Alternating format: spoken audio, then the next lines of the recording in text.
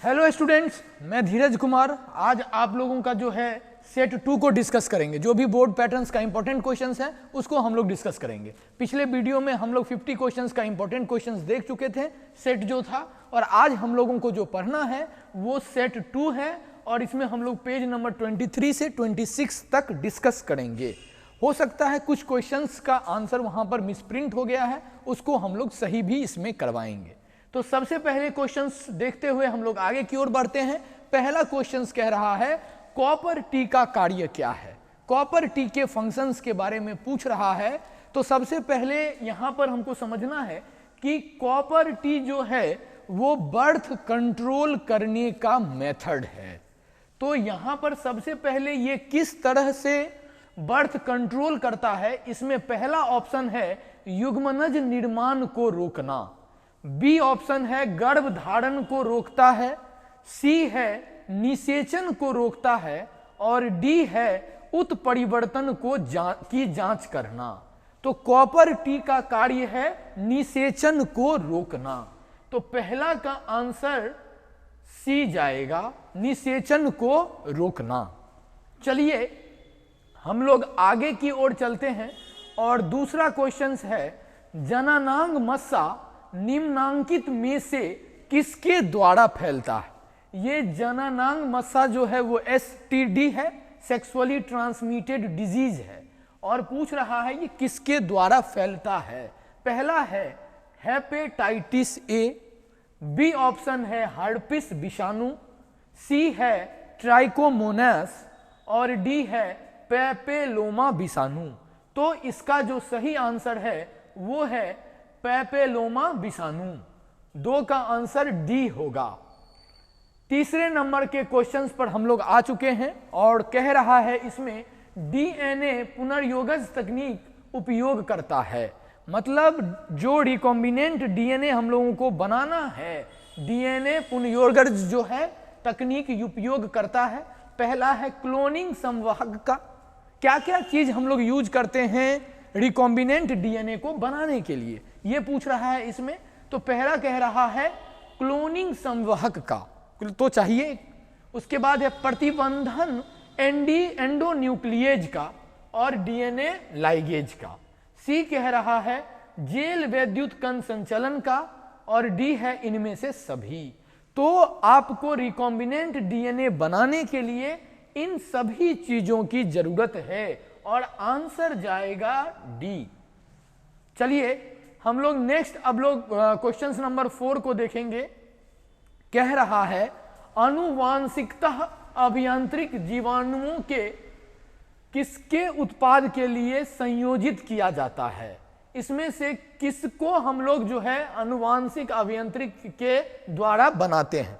पहला कह रहा है प्रोजेस्टेरॉन, दूसरा ऑप्शन कह रहा है इंसुलिन, तीसरा कह रहा है एस्ट्रोजन और डी कह रहा है थायरोक्सिन। तो 4 का जो करेक्ट आंसर है वो है आपका इंसुलिन।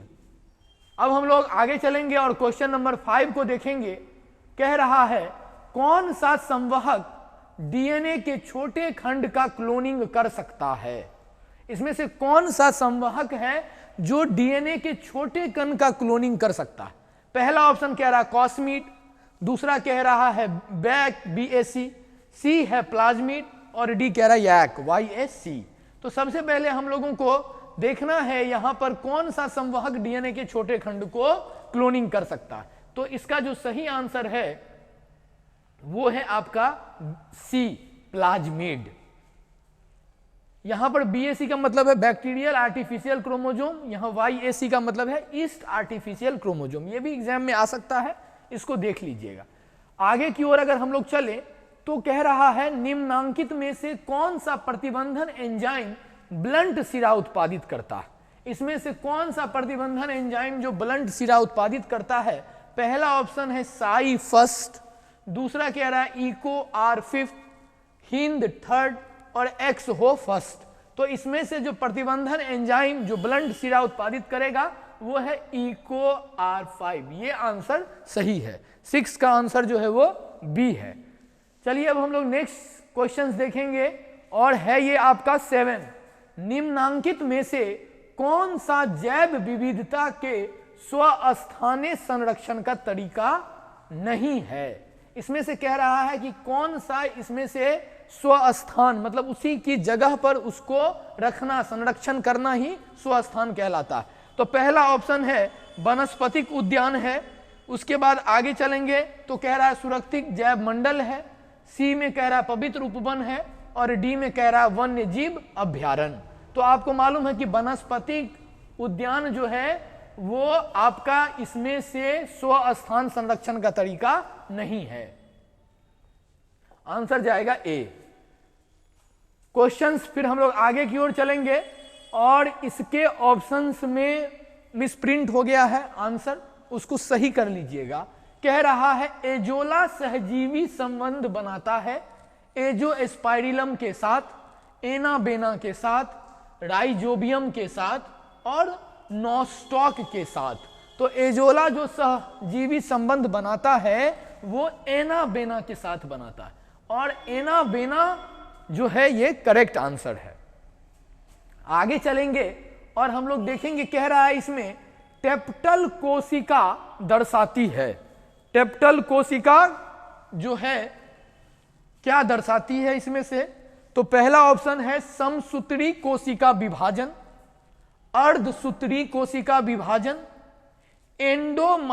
एंडोमाइटोसिस कोशिका विभाजन और एंडोमाइटोसिस तथा बहुगुणित। तो इसका जो करेक्ट आंसर है वो है एंडोमाइटोसिस कोशिका विभाजन। 9 का जो आंसर जाएगा वो सी सही आंसर है। चलिए हम लोग अब आ चुके हैं क्वेश्चंस नंबर 10 पे।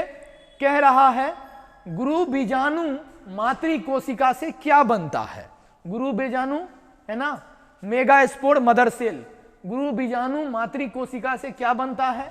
पहला कह रहा है गुरु बीजाणु धानी, डी कह रहा है चैलेजा, फिर कह रहा है गुरु बीजाणु और डी कह रहा है लघु बीजाणु। तो इससे गुरु बीजाणु मातृ कोशिका से जो बनता है वो है गुरु बीजाणु धानी। 10th का जो है वो आंसर ए जाएगा और ए इसका सही आंसर है। फिर हम लोग आगे की ओर चलेंगे और क्वेश्चंस नंबर 11 को देखेंगे। कह रहा है मादा जंतु जिसमें मद चक्र होता है। पहला ऑप्शन है बंदर, बी है मनुष्य, सी में कह रहा ए और बी दोनों और डी कह रहा है गाय। तो मद चक्र जो है वो नॉन प्राइमेट एनिमल में होता है। तो इसका जो आंसर है वो डी जाएगा और डी जो है ये करेक्ट आंसर है। मद चक्र पूछ रहा है तो डी करेक्ट आंसर है। 12 नंबर के क्वेश्चंस पे आएंगे और इसमें कह रहा है मानव शुक्राणु के एक्रोसोम का निर्माण होता है। जो मानव का शुक्राणु है उसमें एक्रोसोम का निर्माण कौन करता है? कौन सा जो है इसमें ऑप्शंस में से मानव शुक्राणु का निर्माण करता है? तो पहला ऑप्शन है केंद्रक के द्वारा, दूसरा है लाइसोसोम के द्वारा, सी में कह रहा है गोल्जी बॉडी के द्वारा और डी है अंतःप्रद्रव्य जलिका द्वारा। तो अंतःप्रद्रव्य जलिका को हम लोग इंग्लिश में इंडोप्लाज्मिक रेटिक्यूलम कहते हैं और यही अंतःप्रद्रव्य जालिका है जिससे हम लोग मानव शुक्राणु में एक्रोसोम का निर्माण होता है। तो इसका जो आंसर जाएगा वो करेक्ट है आपका डी नंबर का। उसके बाद हम लोग आगे की ओर चलेंगे और 13 नंबर के क्वेश्चंस को देखेंगे। इसमें 13 नंबर का क्वेश्चन कह रहा है कि मनुष्य में अपड़ा का निर्माण होता है एमनियोन द्वारा, एलेंटोस द्वारा, कोरियोन द्वारा, कोरियोन तथा एलेंटोस द्वारा। तो ये जो है मनुष्य में अपड़ा मतलब प्लेसेंटा का फॉर्मेशन इसमें से कौन करता है? तो कौन सा लेयर होगा जो फॉर्मेशन करता है? कोरियोन तथा एलेंटोस द्वारा। उसके बाद आगे की ओर चलेंगे और देखेंगे, कह रहा है पुष्पीय पौधों में नर युग्मक का निर्माण किसके विभाजन से होता है? पहला है पुष्पीय पौधों में नर युग्मक का निर्माण, तो कायिक कोशिका, दूसरा ऑप्शन है लघु बीजाणु, सी है जनन कोशिका और डी है लघु बीजाणु मातृ कोशिका। तो इसका करेक्ट आंसर है लघु बीजाणु मातृ कोशिका। उसके बाद हम लोग आएंगे कार्बन मोनोऑक्साइड एक प्रमुख प्रदूषक है। तो अगर आप कार्बन मोनोऑक्साइड्स को देखिएगा यहां पर, तो कार्बन मोनोऑक्साइड पहला ऑप्शन है वायु का, दूसरा है मृदा का, सी है जल का और डी है वायु तथा जल का। तो कार्बन मोनोऑक्साइड जिसको हम लोग CO है ना, जिसका फॉर्मूला CO होता है, तो आप अगर इसको ये लंग्स में इंटर कर जाएगा तो हीमोग्लोबिन के साथ परमानेंट बॉन्ड बना लेता है और हमारे रिस्पायरेटरी सिस्टम को डैमेज कर देता। और ये है क्या चीज का प्रदूषक? तो वायु का। 16 नंबर के क्वेश्चंस में देखेंगे निम्नांकित में से कौन जैव आवर्धन प्रदर्शित करता है। जैव आवर्धन जो है इसमें से कौन है जो प्रदर्शित करता है? तो जैव आवर्धन मतलब बायोमैग्निफिकेशन। एक ट्रॉपिक लेवल से जब आप दूसरे ट्रॉपिक लेवल पर जाइएगा और प्रदूषक का कंसंट्रेशन बढ़ता जाएगा बॉडी में, तो हम लोग इसको बोलते हैं आवर्धन, जैव आवर्धन, बायोमैग्निफिकेशन। तो यहां पर DDT और दूसरा ऑप्शन है पारा, इसमें और तीसरा है A और B दोनों, और D कह रहा है SO2। तो DDT और पारा दोनों बायोमैग्निफिकेशन को प्रदर्शित करता है। जैव आवर्धन जो है वो दोनों प्रदर्शित करता है। 17 नंबर का क्वेश्चन है रेडियोधर्मी प्रदूषक के सबसे प्रतिकूल प्रभाव का परिणाम है। रेडियोधर्मी से रेडियो एक्टिव वेस्ट से क्या हो सकता है? तो पहला है क्षय रोग, दूसरा है पोलियो, सी है हेपेटाइटिस और डी है जीन उत्परिवर्तन। तो रेडियो एक्टिव जो पॉल्यूटेंट्स होगा वो हमारे जीन में म्यूटेशन कर देता है, मतलब जीन उत्परिवर्तन करता है। तो इसका करेक्ट आंसर जाएगा जीन उत्परिवर्तन। आगे की ओर चलेंगे और क्वेश्चन है हेरोइन है। इसमें से हेरोइन जो है क्या चीज है? तो मोनो एसिटाइल मॉर्फिन है, tri acetyl morphine, C option है डाई एसिटाइल मॉर्फिन और डी में है टेट्रा एसिटाइल मॉर्फिन। तो आंसर जाएगा डाई एसिटाइल मॉर्फिन। ये है आपका करेक्ट आंसर। तो 18 नंबर का सी आंसर करेक्ट है, डाई एसिटाइल मॉर्फिन है। चलिए, कह रहा है डीऑक्सीराइबोज तथा राइबोज शर्करा एक ही वर्ग के हैं जिन्हें कहा जाता है।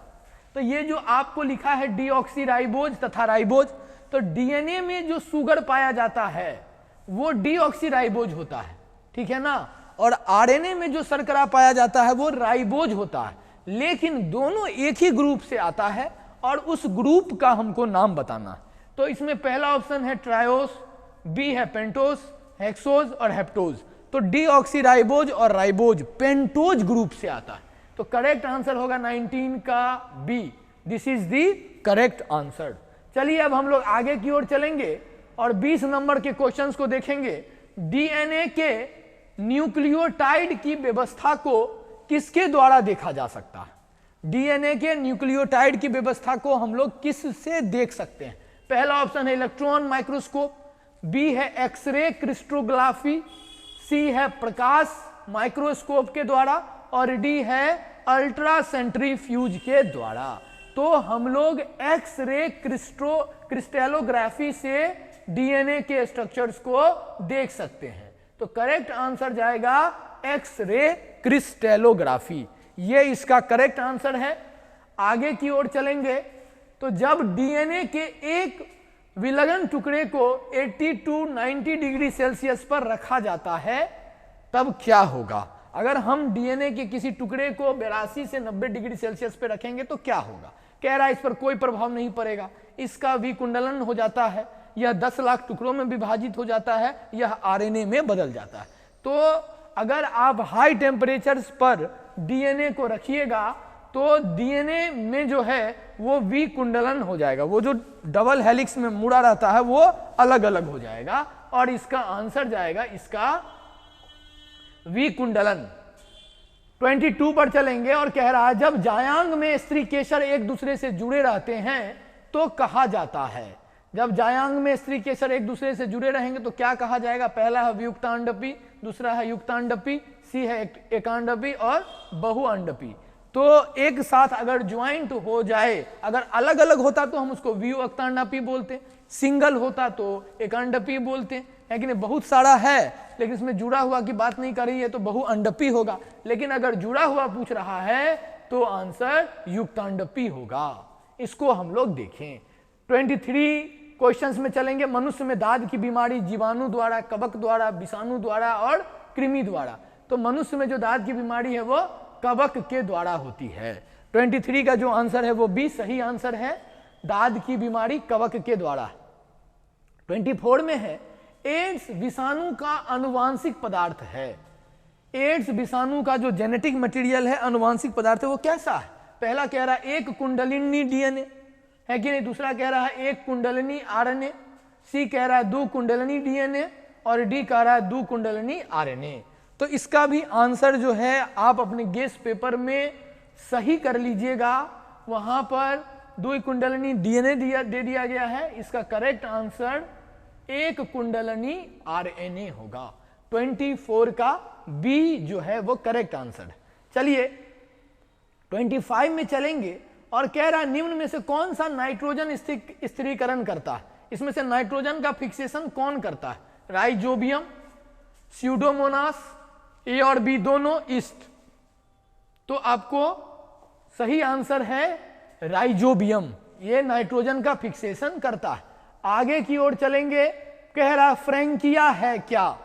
पहला है जैव उर्वरक, प्रतिजैविक, जीवाणु समुदाय और डी में लिखा हुआ है बी और सी दोनों। तो 26 में जहां बी और सी दोनों लिखा हुआ है वहां ए और सी दोनों कर लीजिए। फ्रैंकिया जैव उर्वरक भी है और जीवाणु समुदाय में आता है, तो इसका करेक्ट आंसर डी होगा। लेकिन डी तब होगा जब आप यहां पर ए और सी दोनों कर लीजिएगा, बी की जगह पर ए कर लीजिएगा, तो ए और सी दोनों होने पर आंसर डी जाएगा। आगे हम लोग चलेंगे, कह रहा है मरुस्थलीय अनुकूलन का उदाहरण है। मरु मतलब डेजर्ट एडेप्टेशंस। यहां पर मरुस्थलीय में जो पौधा, मरुस्थल में जो पौधा पाया जाता है कि नहीं, उसमें जो अनुकूलन है, इसमें से कौन है जो मरुस्थल का पौधा है और उसमें मरुस्थलीय अनुकूलन है? तो पहला ऑप्शन है अगेव, बी है नागफनी, सी है ए और बी दोनों और डी है ट्रैपा। तो इसका करेक्ट आंसर होगा ए और बी दोनों। 28 पर आइए, कह रहा है सेल क्रमक होता है। सेल क्रमक जीव रहित होता है, नग्न चट्टानीय प्रदेश, सी में कह रहा है ए और बी दोनों और डी में कह रहा है शैवालीय। तो सेल क्रमक होता है, पहला ऑप्शन जीव रहित सही है और बी नग्न चट्टानीय प्रदेश भी सही है। तो ये भी आंसर आपके गेस पेपर में गलत दिया है, इसको सही करके सी नंबर कर लीजिएगा, क्योंकि जीव रहित होता है और वहां पर पहले किसी तरह का भी कुछ नहीं होता, इसलिए नग्न चट्टानीय प्रदेश होता है। चलिए आगे चलेंगे तो हम लोग देखेंगे, यहां पर कह रहा है 29 नंबर का क्वेश्चन, और 29 में कह रहा है पूसा शुभ्रा एक किस्म है। तो यहां पर सबसे पहले पूछा है गेहूं का, फूल गोभी का, मिर्च का और पत्ता गोभी का। तो पूसा शुभ्रा जो वेराइटी है वो फूल गोभी का वेराइटी है और करेक्ट आंसर जो है उसका वो बी है। चलिए अब हम लोग 30 नंबर के क्वेश्चन पे आ चुके हैं। कह रहा बिना निषेचन के पौधों का उत्पादन किसके द्वारा किया जा सकता है? मतलब इसमें निषेचन नहीं होना है, मेल युग्मक हो या कोई भी, किसी का भी निषेचन इसमें नहीं होगा। बिना निषेचन के पौधों का उत्पादन किसके द्वारा किया जा सकता है? तो ग्राफ्टिंग कह रहा है, दूसरा कह रहा है प्रत्यारोपण, कायिक प्रवर्धन और ए और बी दोनों। तो इसका आंसर होगा करेक्ट, कायिक प्रवर्धन is the correct answer, C number जाएगा। 31 में हम लोग ट्राइटिकम एस्टिबम जो कि एक हेक्साप्लोइड गेहूं है जिसमें गुणसूत्र कितना होता है? तो हेक्साप्लोइड है तो कितना होगा? यहां लिखा हुआ 7 गुणसूत्र, बी में कह रहा है 14 गुणसूत्र, सी में कह रहा है 30 गुणसूत्र और डी में कह रहा है 24 गुणसूत्र। तो 42 गुणसूत्र, 42 गुणसूत्र जो है वो करेक्ट आंसर जाएगा। 31 का आंसर डी जाएगा। चलिए फिर कह रहा है शरीर में एडीए उत्पादन का स्थल है, कहां पर बनता है? तो पहला ऑप्शन है ब्लड प्लाज्मा, लिम्फोसाइट है ना, उसके बाद कह रहा है ऑस्थोसाइट्स और इथ्रोसाइट्स। कहां बनता है शरीर में एडीए का उत्पादन? लिम्फोसाइट्स में। उसके बाद हम लोग 33 नंबर के क्वेश्चंस पे आ चुके हैं और इसमें कह रहा है अल्फा एंटीट्रिप्सिन है क्या? पहला कह रहा है एक एंजाइम गठिया के इलाज के लिए प्रयुक्त होता है, एक एंटासिड है और डी कह रहा वात स्फीति के इलाज के लिए प्रयुक्त होता है। तो अल्फा एंटीट्रिप्सिन वात स्फीति के इलाज के लिए प्रयुक्त होता है। चलिए 34 नंबर का क्वेश्चन देखेंगे और कह रहा है इसमें हाइब्रिडोमा किसके लिए कार्यरत है। पहला कह रहा है कायिक संकर के उत्पादन के लिए, फिर कह रहा है हाइब्रिडोमा, यहां उसके बाद है कैंसर कोशिका को मारने के लिए, प्रतिजैविक के संश्लेषण के लिए और मोनोक्लोनल प्रतिरक्षी के संश्लेषण के लिए। तो हाइब्रिडोमा टेक्नोलॉजी का हम लोग यूज करते हैं मोनोक्लोनल एंटीबॉडी बनाने के लिए। यहां पे लिखा हुआ है कायिक संकरण के उत्पादन के लिए, नहीं मोनोक्लोनल एंटीबॉडीज के संश्लेषण के लिए। 35 नंबर के क्वेश्चंस में चलेंगे और निम्नलिखित में से कौन सी मीथेन उत्सर्जन करता है। धान का खेत, पशु, दीमक, इनमें से सभी। तो इनमें से सभी जो है मीथेन का उत्सर्जन करता है, गोबर गैस जो है मेनली। निम्नलिखित में से कौन गर्भाशय के अस्तर में प्रत्यारोपित होता है कि नहीं। तो इसमें सबसे पहले देखना है, कह रहा है कौन सा इसमें से कौन गर्भाशय के अस्तर में प्रत्यारोपित होता। पहला ऑप्शन है मोडुला, दूसरा ऑप्शन की ओर हम लोग चलेंगे तो कह रहा है गैस्टुला, सी में कह रहा है युग्मनज और डी में कह रहा है प्लास्टोसिस्ट। तो इसके आंसर को हम लोग देखेंगे और इसका आंसर जो है वो है ब्लास्टोसिस्ट।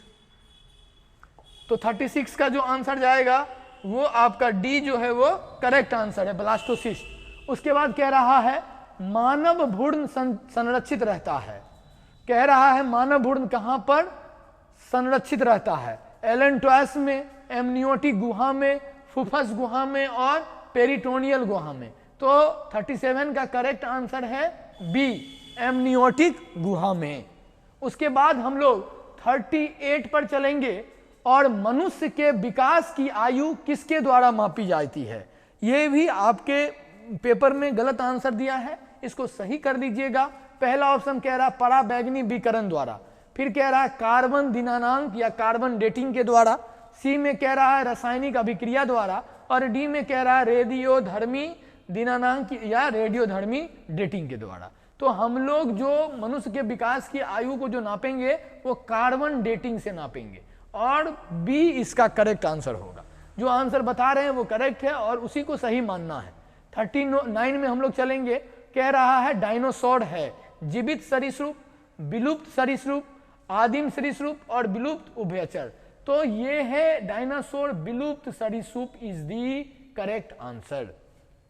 उसके बाद सीनोजोइक युग जाना जाता है स्तनधारियों तथा आधुनिक वनस्पतियों का काल, बी में कह रहा उभयचरों तथा लाइकोपोड्स का काल, सी में कह रहा है स्तनधारियों तथा सरीसृपों का काल और डी कह रहा है सरीसृपों तथा अनावृत बीजियों का काल। तो स्तनधारियों तथा आधुनिक वनस्पतियों का काल जो है वो करेक्ट आंसर होगा। चलिए अब हम लोग 41 पर आ चुके हैं। कह रहा है आरएनए से जो डीएनए बनता है उसे क्या कहते हैं। तो आरएनए से डीएनए बन रहा है तो इसको हम लोग बोलते हैं सीडीएनए। सीडीएनए करेक्ट आंसर है। पॉलीमरेज श्रृंखला अभिक्रिया के लिए आवश्यक एंजाइम है। पॉलीमरेज श्रृंखला अभिक्रिया के लिए आवश्यक एंजाइम कौन है। एंडोन्यूक्लियेज, आरएनए पॉलीमरेज, राइबोन्यूक्लियेज और टेक पॉलीमरेज। तो इसका करेक्ट आंसर है टेक पॉलीमरेज। उसके बाद है इमैस्कुलेशन किससे संबंधित है। बड़े पैमाने पर चयन, 43 को देखिएगा ध्यान से। बड़े पैमाने पर चयन, क्लोनल चयन, संकरण, शुद्ध रेखा। आंसर जाएगा इसका संकरण। 43 का जो करेक्ट आंसर है वो है सी। उसके बाद कह रहा है मिमिक्री की उपयोगिता है संरक्षण के लिए, छिपने के लिए, प्रिडेशन के लिए, ए और सी दोनों है कि नहीं। तो यहां पर सबसे पहले है आपको पूछ रहा है कि मिमिक्री की उपयोगिता किसके लिए है, तो यहां पर है संरक्षण के लिए। 44 का ए करेक्ट आंसर जाएगा।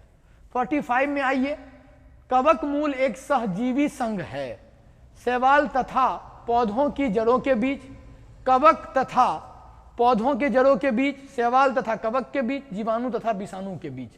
तो कवक मूल माइकोराइजा है और इसका आंसर है कवक तथा पौधों के जड़ों के बीच, ये इसका आंसर होगा। 45 हो गया है। 46 में कह रहा पारस्परिक आश्रय होता है, इसमें से कौन है। पहला है ई कोलाई तथा मनुष्य के बीच, तितलियों तथा फूलों के बीच है कि नहीं, जू क्लोरेला तथा हाइड्रा के बीच हर्मिट क्रैब तथा समुद्री एनीमोन के बीच। तो देखिए यहां पर क्या है ना, सबसे पहले समझना है कि पारस्परिक आश्रय क्या है। तो यहां पर देखिए दोनों को बेनिफिट होना चाहिए। उस तरह जैसे तितली को जो है रस मिलता है फूल से, है कि नहीं, और उसके बदले में फूल का जो है यहाँ पर पॉलिनेशन में हेल्प करता है, तो दोनों को एक दूसरे से प्रॉफिट हो रहा है। इस तरह के रिलेशनशिप को हम लोग क्या बोल रहे हैं आपको, पारस्परिक आश्रय। तो यहां पर पहला ऑप्शन है ई कोलाई तथा मनुष्य के बीच, ये भी ऑप्शन सही है। ई कोलाई जो है वो आंत में पाया जाता है और ये E coli vitamin B12 observe करने में हेल्प करता है और इसके बदले न्यूट्रिशन उसको ह्यूमन से मिलता है। तो ये पहला आंसर भी सही है और दूसरा आंसर भी सही है। ए और बी दोनों आंसर इसका सही है, वो आप सही कर लीजिएगा गेस्ट पेपर से। चलिए अम्लीय वर्षा का पीएच यहां लगा देते हैं टिक, दोनों आंसर सही है, ए भी है सही और बी भी है सही, ये दोनों सही है। चलिए आगे चलेंगे और कह रहा अम्लीय वर्षा का पीएच नीचे होता है, किससे नीचे होगा, एसिड रेन का पीएच तो 5.6 से 6.5 से या 7 से, तो 5.6 से कम होगा तब हम उसको अम्लीय वर्षा कहें। उसके बाद 48 में कह रहा फोटोकेमिकल स्मॉग में होता है। फोटोकेमिकल स्मॉग में क्या है, SO2 पैन तथा धुआं, SO3 पैन तथा nitrogen, SO2 CO2, O3 SO2, SO2 pan तथा धुआं इज द करेक्ट आंसर, ए इसका सही आंसर है। चलिए कैपेसिटेशन एक प्राकृतिक क्रिया है जो होती है, कहां पर होती है, तो पहला कह रहा अधिवृषण में, फिर कह रहा बी में मादा जनन मार्ग में, सी में कह रहा है शुक्र वाहिनी में और डी में कह रहा है वृषण जालिका में। तो इसमें हमको मालूम है कैपेसिटेशन का मतलब है स्पर्म का एक्टिव होना और ये आंसर होगा अधिवृषण में। और लास्ट क्वेश्चन हम लोग देखेंगे, मनुष्य में मात्रात्मक लक्षण का उदाहरण है, बालों का रंग, त्वचा का रंग, नाक का आकार और आंखों का रंग। तो मनुष्य में जो मात्रात्मक लक्षण का उदाहरण होता है वो त्वचा का रंग होता है। तो हम लोग इस सेट में जो 50 महत्वपूर्ण प्रश्न था उसको हम लोग यहाँ पर डिस्कस किए हैं और इसको एक कंप्लीट कर लीजिएगा। Thank you very much.